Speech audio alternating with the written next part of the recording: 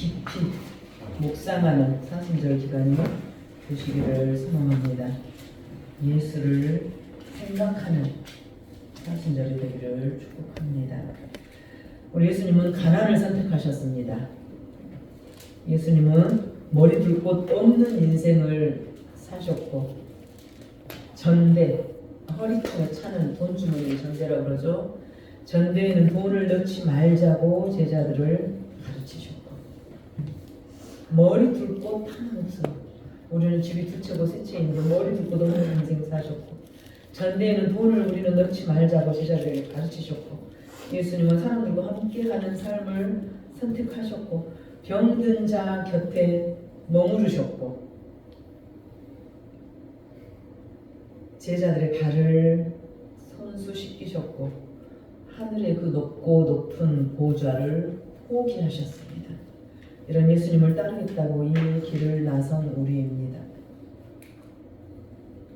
여호수아 23장에 보면 한 사람이 1000명을 쫓아낸다 그랬어요. 어떤 사람? 여호와께서 함께 하시나.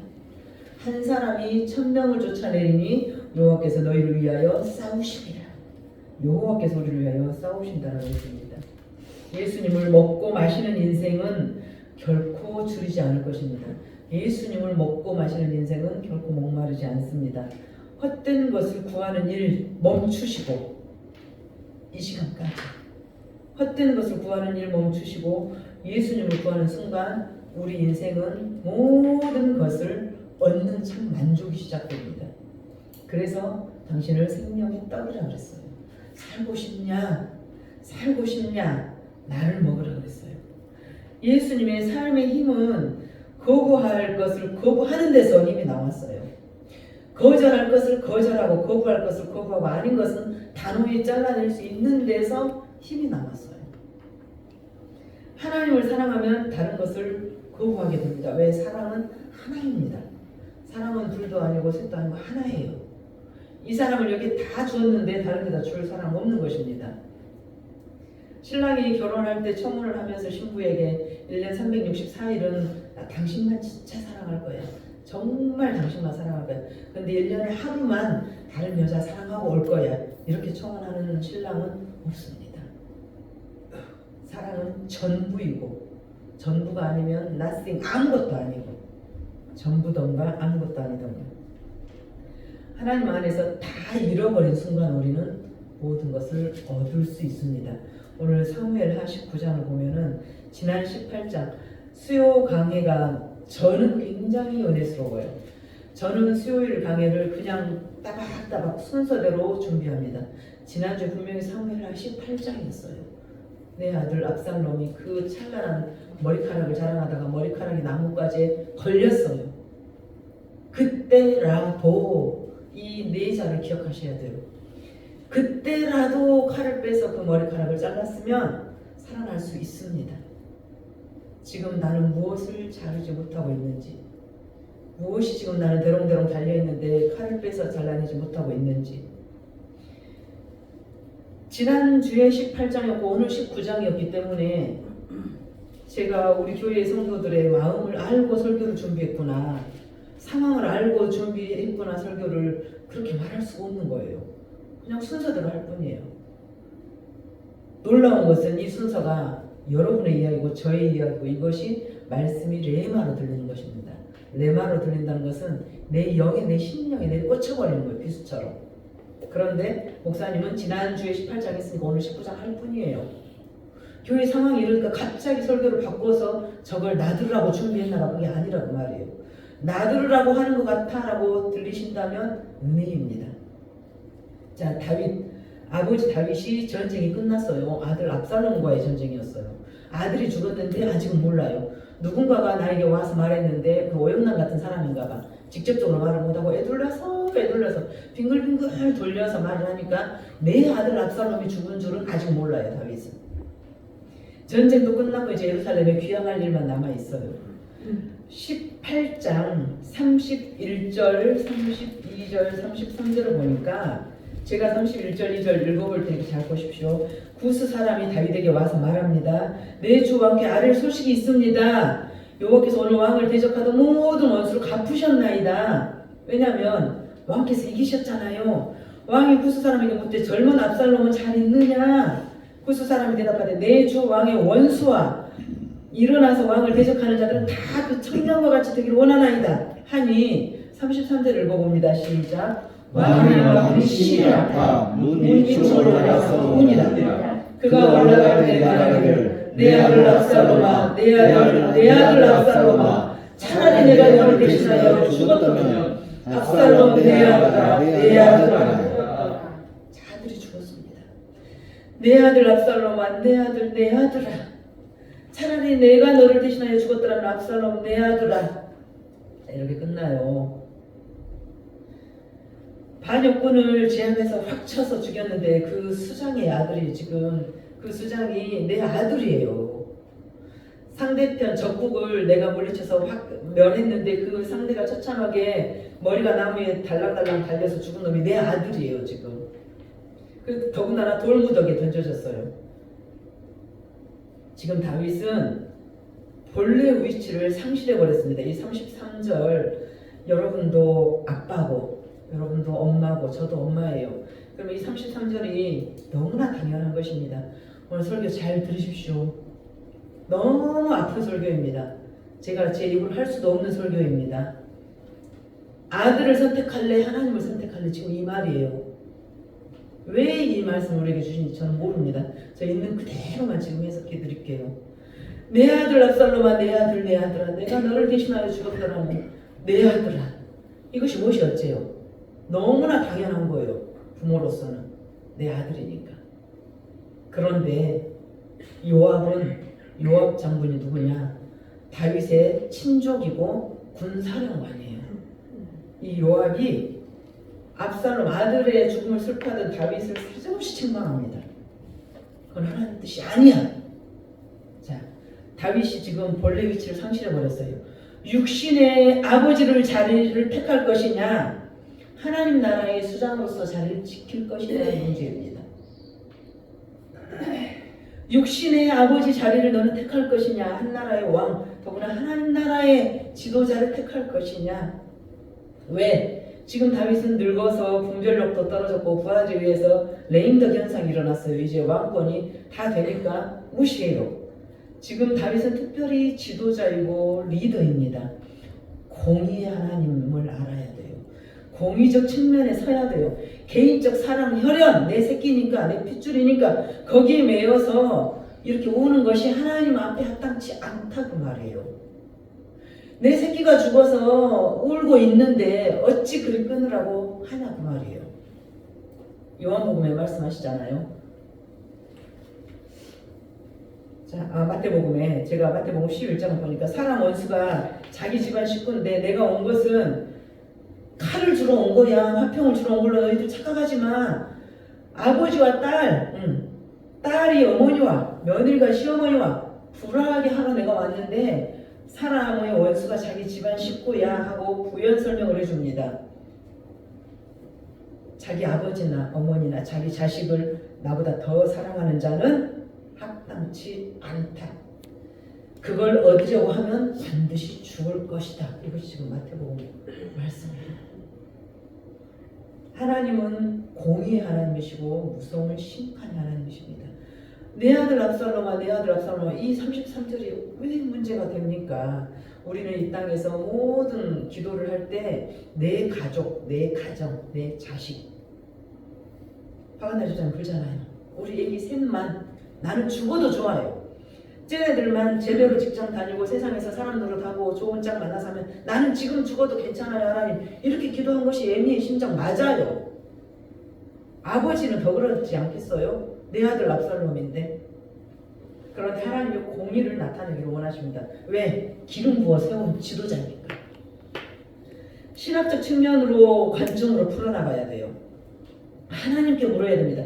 개인적인 사랑, 개인적인 혈연에 매달려서 내 아들 압살롬아 슬퍼하고 있는 다윗 왕에게 요압 장군이 찾아와서 사정없이 책망합니다.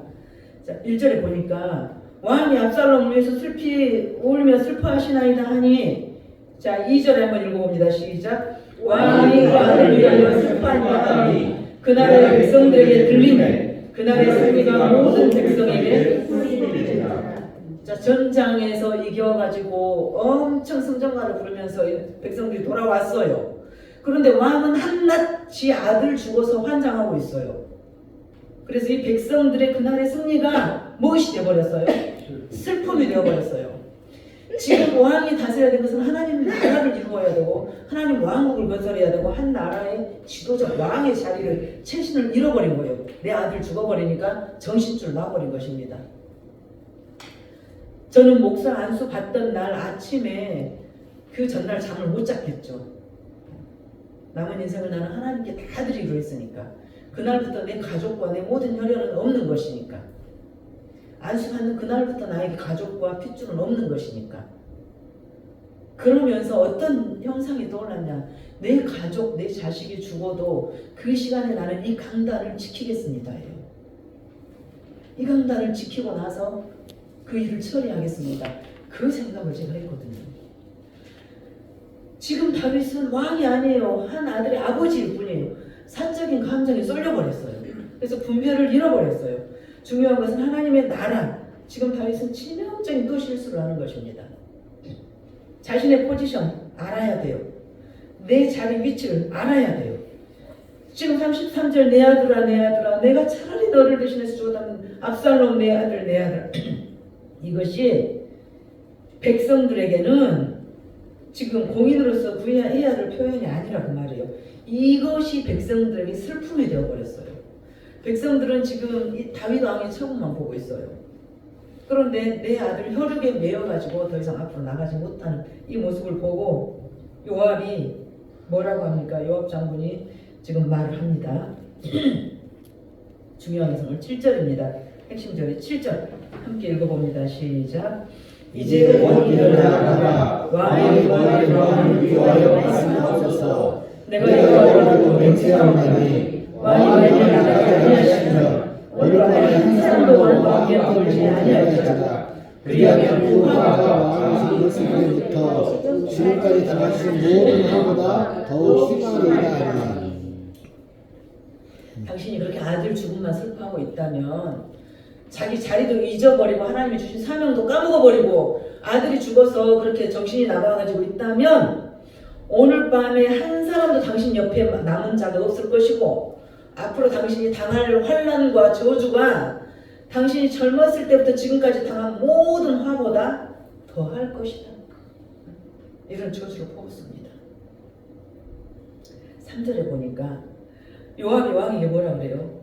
오늘 왕의 생명과 왕의 자녀의 생명과 처척과 비빈들의 생명을 구원한 모든 부하들의 얼굴을 부끄럽게 한다. 그들은 가정도 다 버리고 전쟁터에 나갔어요. 그런데 당신은 그 전쟁터에 나가지도 않았어요. 아무것도 지금 한 것이 없습니다. 그런데 아들이 죽었다고 해서 내 아들 압살롬만 슬퍼만 하고 있는 거예요. 항상 리더는 전체를 아우를 균형과 절제력이 있어야 돼요. 그것이 리더입니다. 하나님이 여자든 남자든 아이든 어른이든 리더로 세웠을 때는요 그만 많은 지각을 주셔요. 내가 선택해야 될 것이 가정인지 내 아이인지 이 공동체인지 하나님 나라의 공의인지를 그 정도는 분별을 할 사람을 세우시겠죠. 천지분간 못할 사람을 지도자로 세우지를 않겠죠. 항상 리더는 전체를 아우러야 돼요. 가장 측근인 요압이에요. 친족이에요. 군사령관 장관이에요. 백성들에게 이 슬픔이 공명될 것이다. 당신이 아들 죽음만 슬퍼한다면 백성들은 지금 전쟁의 이 승리의 승전가가 슬픔으로 변해버릴 것이다. 정말 죄송한데 우리 모두 다 감기 걸렸어요. 저도 옮겨 받기도 했고 제가 또 옮겨 주기도 한 것 같아요. 감기 걸렸어도 여러분들은 끙끙 앓을 수 있어도 저는 앓을 수가 없어요.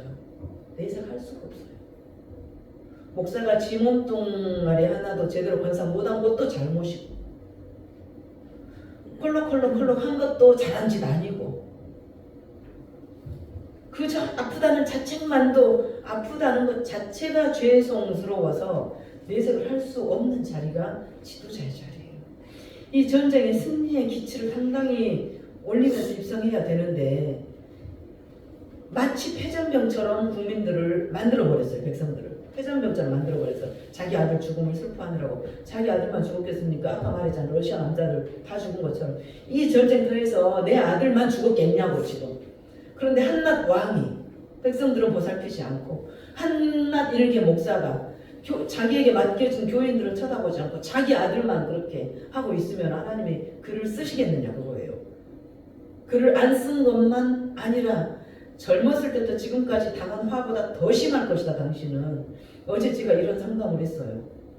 같은 여목사님이 목회를 그만둘까 엉엉엉 울면서 함께 기도하면서 제 입술에서 이 말이 나가고 있더라고요. 화를 당할까 두렵습니다. 하나님께서 세우셨다면 하나님께 물어보세요. 이 요압 5절 보니까 왜 백성들을 부하들의 얼굴을 부끄럽게 하세요? 전쟁에서 승리하고 왔는데 당신 아들을 죽었다고 왜 부끄럽게 하세요? 유일하게 이 요압 장군만이 다윗 왕에게 이런 말을 할 수 있는 관계예요. 나에게 말 함부로 할 수 있는 관계는 굉장히 가까운 관계겠죠. 감히 내 단점을 말하고 너 그거 고쳐 목사님 절대 그러면 안 돼요. 그러시면 실망이 이렇게 말한다는 것은 굉장히 사랑하는 사람이에요. 그렇지 않으면 그 말을 하지도 해주지도 못하고 받아들이지도 못해요. 그 사랑이 전제되지 않으면. 7절에 협박까지 하잖아요. 협박, 경고, 책망이에요.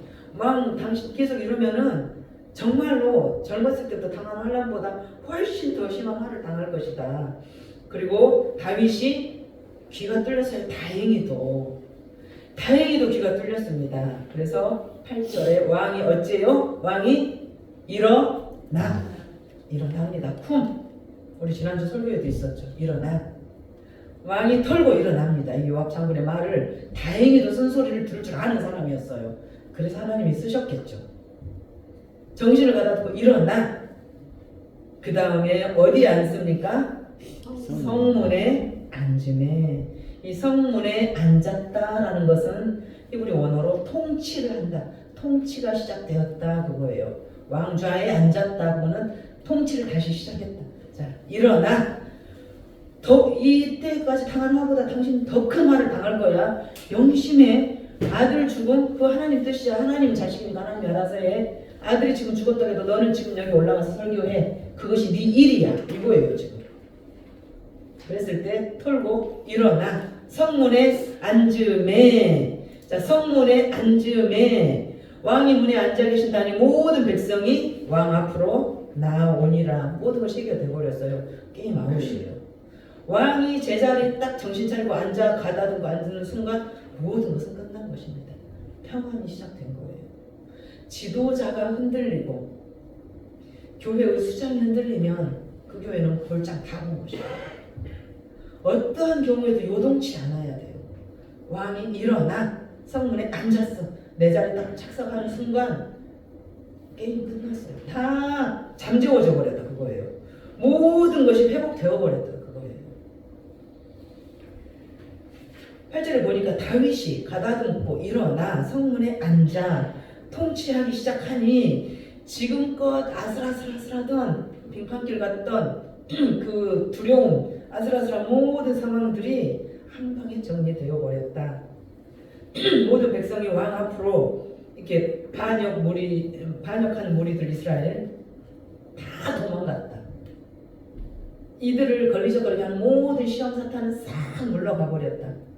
교회가 무슨 일이 있으면 목회자가 밤을 새고 기도할 수밖에 없어요.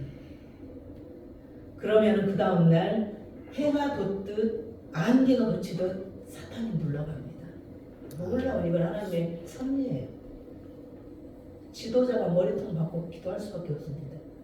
그러면 깨끗하게 물러가요. 지금까지 아슬아슬하고 난리가 났었어요. 그런데 왕이 일어나 성문에 앉아 통치를 시작하는 순간 싹 끝나버렸어요. 이런 상황이 정리가 되어버려요. 모든 백성이 왕 앞으로 오고 자기네들 괴롭히던 반역 무리들은 싹 도망가 버렸다. 반역군들을 제압하는데 실질적으로 다윗이 한 것은 아무것도 없어요. 전쟁터에 나가지도 않았어요.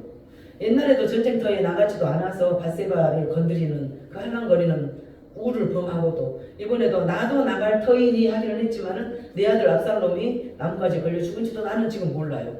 그만큼 태평천하, 태평성대한 세월을 지금 살고 있다 그거예요. 사람은 잘 나갈 때 넘어집니다. 내가 돈 좀 있을 때 넘어져요. 내가 부와 명예를 좀 가졌을 때 넘어져요. 선다 한 줄로 믿지 말아라 그래요. 선 줄로 아느냐? 넘어질까 두려워하라고 그래요. 그래서 그 넘어져 버린 다윗이 아들의 죽음 앞에 슬퍼하다가 요압 장군의 이 따끔한 책망을 듣고 일어나 성문에 온 맹무새를 가다듬고 앉아 통치를 시작하니 그 혼란스러웠던 기류가 일시의 평정을 되찾습니다. 다윗 왕이 했던 것은 성문에 앉은 것밖에 없어요. 여러분 부디 제자리 지키십시오. 제자리 지키는 것 외에는 할 것이 없어요. 주님의 일은. 목사가 제자리 지키고 장로가 제자리 지키고 권사가 제자리 지키고 이것이 하나님의 나라예요. 다윗 보고 하나님 뭐 하라고 안 했어요. 전쟁터에 나가지도 않았고 어쩌지도 않았어요. 그러나 하나님께서 기름 부어 세우신 지도자는 자기 아들의 죽음을 슬퍼할 그것도 허락하지 않으십니다. 왜? 공인이에요. 하나님의 사람이에요. 하나님의 나라를 위해서 세운 사람이에요. 그런데 한낱 일개 혈육에 매여서 부정에 매여서 아버지의 역할에 빠져서 이렇게 압살롬 울고 있을 때 요압의 입술을 통해서 하나님께서 책망하십니다. 압살롬은 그때라도 정신 차리고 머리카락을 잘랐으면 살았겠지만 압살롬 머리속에 죽고 말았고 다윗은 요압의 소리를 듣고 그때라도 정신을 차렸어요. 8절에 일어나 마음을 가다듬고 성문에 앉아서 통치를 시작하니 모든 것이 평정한 상태로 되찾았더라. 사람의 리더십은 무엇을 해서가 아니라 자기 자리 지키는 것입니다. 자기 자리에 앉아서 지키는 거예요. 교회에 담임 목사가 없는 중에 항상 문제가 생깁니다. 교회에 오면은 엄마가 없는 것 같아요. 아빠가 없는 것 같아요. 그런 현상이 생겨요. 있어야 할 사람이 안 보이면, 더군다나 중직자가 안 보이면, 여러분도 그러잖아요. 중직자가 안 보이면 왜 그러지? 모두가 술렁거려 버려요. 막 흔들려 버려요. 땅에 집안이 흔들려요. 그것이 하나님이 주신 사명이라고 합니다. 그것을 사명이라고 해요. 내 자리 지키는 것을. 베드로의 젊은 시절은 혈기가 왕성했잖아요. 아주 혈기 충천했어요. 그래서 나를 따르라 하고 리더십이 충만했어요. 그러나 예수님이 베드로를 찾아와서 뭐라고 물으셨어요? 첫 번째는 너 나 사랑하니? 이걸 물으셨어요.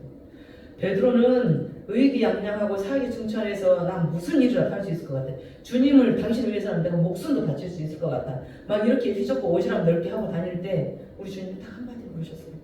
너 나 사랑하니? 사랑합니다 라고 고백했을 때 그러면은 내 양을 먹이라. 그러면은 내 양을 치라. 사도로서의 사역을 맡겨주십니다. 사역자의 필수는 사랑입니다. 지도자의 필수 조건은 사랑이에요. 사랑. 모든 은사 중에 은사는 사랑이에요.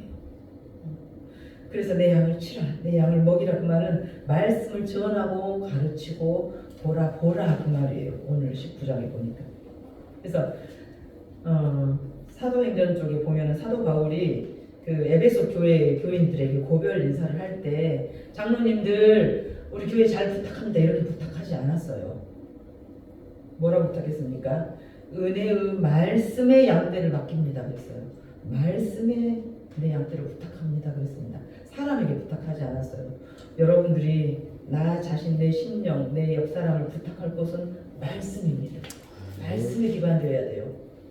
은사든 모든 사역이든 말씀에 기초되지 않는 말씀 지식이 없으면 잘못 가요.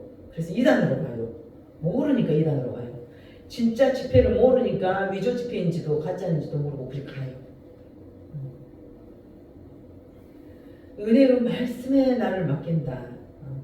요한복음에 베드로에게 뭐라 그래요? 네가 젊어서는 띠띠고 이렇게 스스로 돌아다녔지. 젊어서는 띠띠고 네 원하는 거 스스로 오지랖 떨고 돌아다녔잖아. 그러나 늙어서는 남이 너를 띠띠고 끄집고 갈 거야. 그 말은 내가 내 의욕과 내 의지와 내 기분과 감정을 마음대로 네가 젊었을 때는 혈기 부리고 돌아다녔지야.